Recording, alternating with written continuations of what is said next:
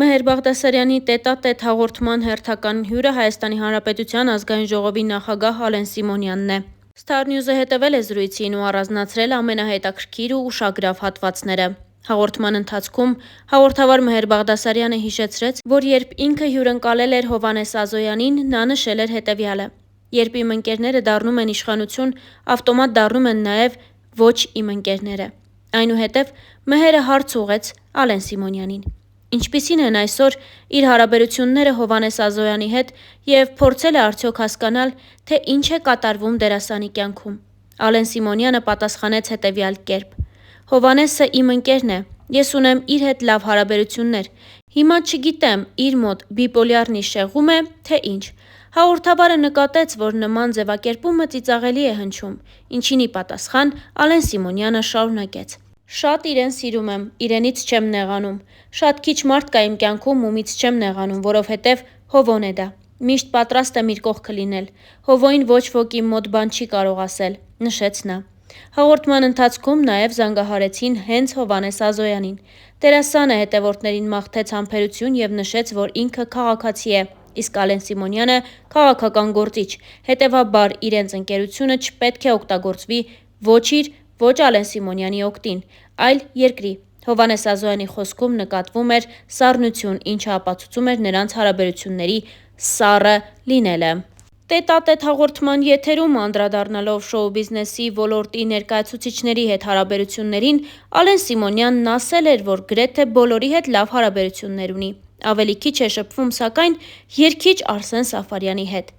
«Նրան շատ եմ սիրում, հարգում, գնահատում ու ցավում եմ, որ քիչ ենք շփվում, ենթադրում եմ, որ չգիտեմ թե ինչու ինքը Ղարաբաղի հետ տեղի ունեցածի մեջ նաև ինձ է մեղադրում, թեև չգիտեմ իմ մեղքի բաժինը որն է», նշել էր Ալեն Սիմոնյանը։ Խոսելով Ալեն Սիմոնյանի անձնական կյանքի մասին, Մեհեր Բաղդասարյանը նախ շնորհավորեց Ալեն Սիմոնյանին նշանադրության կապակցությամբ, ընդգծելով, որ վերջին շրջանում հանրության և մամուլի ամենաքննարկվող թեմաներից մեկը հենց նրա անձնական կյանքն է։ Քննարկումների կենտրոնում էր նաև այն հանգամանքը, որ մամուլում շրջանառվում էին տեղեկություններ, թե նրա ընտրյալը՝ դերասանուհի և մոդել Անելիա Գուբերյանը, իբր իր մտերիմ ընկերոջ դուստրն է։ Այս հարցին պատասխանելով Ալեն Սիմոնյանը նշել է, որ այդ տեղեկությունը չի համապատասխանում իրականությանը։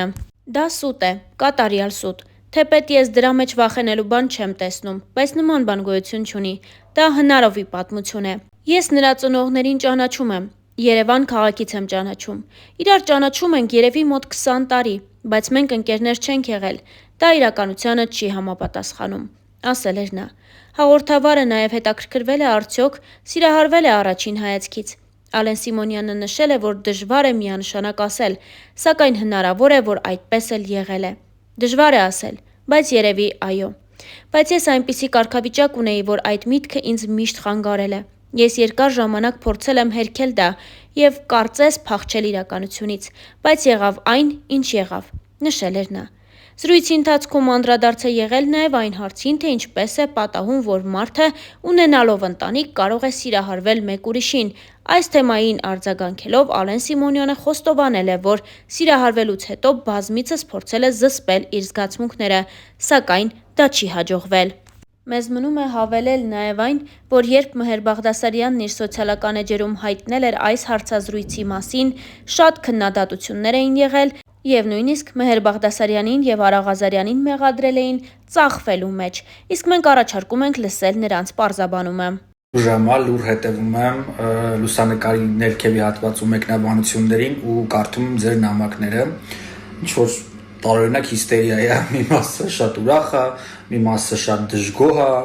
մարդիկ ինչ որ գրում են, որ ինչ որ քանակությամբ մի քանի նամակ եմ ստացել, որ unfollow են անում, դուք ազատ եք ձեր ընտրության հարցում։ Ժողովուրդ ջան, կարող է սպասեք հարցազրույցը դիտեք, նոր կարծիք հայտնեք, ինչպես դա արել եք մշտապես։ Ազատ արտահայտել եք ձեր կարծիքը մեկնաբանությունների բաժնում։ Եվ առհասարակ չեմ հասկանում, թե ինչա ձեզ թվում, որ լրագրողը ինչ-որ մեկին պարտք է իր մասնագիտական աշխատանքը եւ մասնագիտական պարտականությունները կատարելուց։ Այս մեկի հետ կարող է հարցազրույց անել, մյուսի հետ ոչ։ Ինչա ձեզ թվում, որ սա 2000-ականների Դար 21 հեռուստաալիքի Օդեոն հաղորդումն է, որտեղ դուք կարող եք զանգահարել եւ պատվիրել ինչ-որ տեսավոլովակ։ Ես անում եմ հարցազրույցը մարդկանց հետ ու ուզում եմ եւ դուք էլ կարող եք դիտել Երեկվանից լիքը նամակներ եմ ստանում մեր Բաղդասարյանի արած հարցազրույցի հետ կապված իսկ հարցազրույցը նա վերցրել է Հայաստանի Հանրապետության ազգային ժողովի նախագահ Ալեն Սիմոնյանից Երևանյան շարքը մենք հաճախ ենք անում գնում ենք Երևան նկարահանումներ ենք անում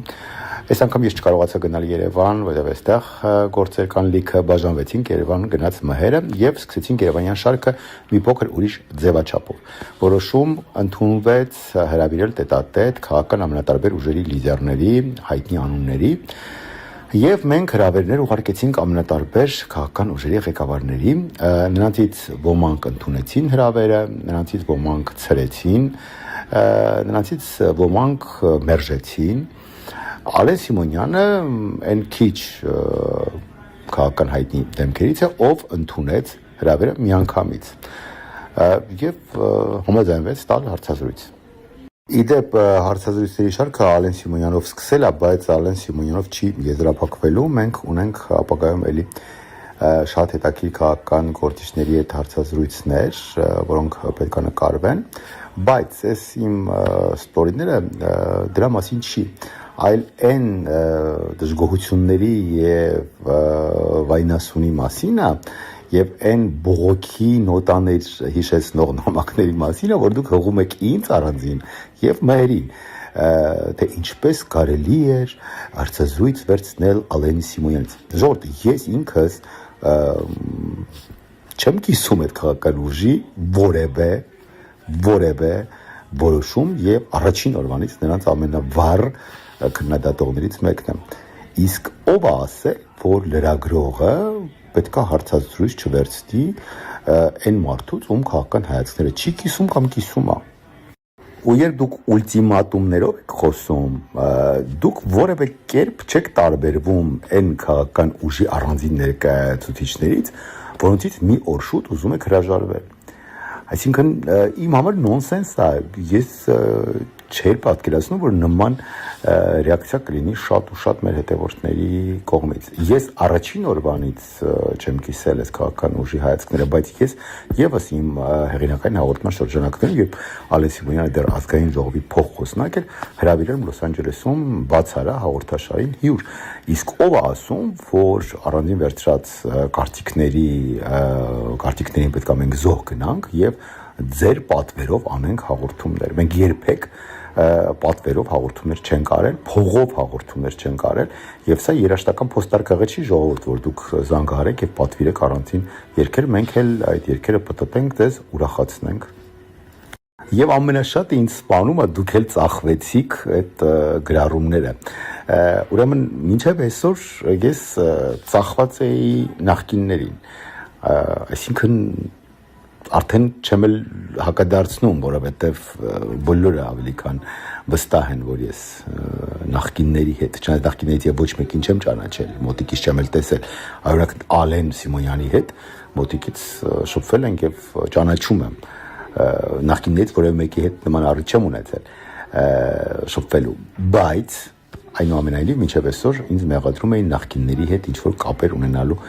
համար։ Հիմա այսօրվանից պատտվեց սկավառակը եւ փաստորեն մենք այս իշխանության ջրաղացին ջուր լցնողներ դարձանք, թե ինչպես ես չգիտեմ։ Իսկ միգուցե նայեք հարցազրույցը, հետո դատեք։ Միգուցե գիրքը կարդաք եւ գրքի կազմով չդատեք, ինչպես միշտ։ 5 տարուց ավել մենք անում ենք YouTube-յան հաղորդումներ եւ երբևիցե փողով հյուր չենք ունեցել։ Մենք երբեք չենք փորձել ինչ որ մեկի հետ հարմարվել։ Օծի լեզվի թեմաները մենք երբևիցե չենք համաձայնեցրել որևէ քաղաքական ուժի հետ եւ չենք ուզել կամ չենք փորձել հաճոյանալ որևէ քաղաքական ուժի։ Մենք միշտ ասել ենք այն, ինչ մտածում ենք։ Ես իմ կարծիքները, մհերը իր կարծիքները, երբեմն դրանք եղել են իրարամերժ, ինչով էլ եւ հաղորդումը դարձել է շատ ավելի հետաքրքիր։ Տետատետում մերը հյուրահրավիրել այն մարդկանց, ում հետ ունեցել է հարցազրույց անելու ցանկություն։ Այնպես որ սահմանափակումներ մի մտցրեք եւ մի փորձեք միջամտել մեր մասնագիտական գործունեությանը եւ որ ամենակարևորը յառլիկներ մի կպցրեք։ Ես գիտեմ, որ դա ամենալավը ստացվում է մեր հայերի մոտ, բայց մի արեք։ Ավարտել ենք հարցազրույցը ու ասեմ, որ շատ լարված եւ շատ սուր, նաեւ շատ մարդկային զրույց է ստացվել։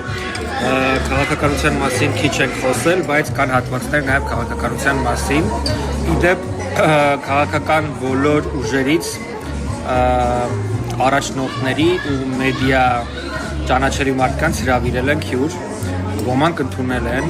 շատ էքսկլյուզիվներ է դեռ սպասվում, եւս մեկը նկարում ենք հաջորդ շաբաթ, ոմանք դեռ չեն պատասխանել, բոլորին հնարավորություն ենք տալու խոսելու եւ ընդհանրապես քաղաքականության մասին չի զրույցը։ Մի խոսքով, ինձ թվում է, որ շատ դիտարժան շարք է մեզ սպասվում, համբերեք ու սպասեք թողարկմանը, ինձ թվում է շատ բան կհասկանաք, ես շատ գոհ եմ այսօրվա արած հարցազրույցից։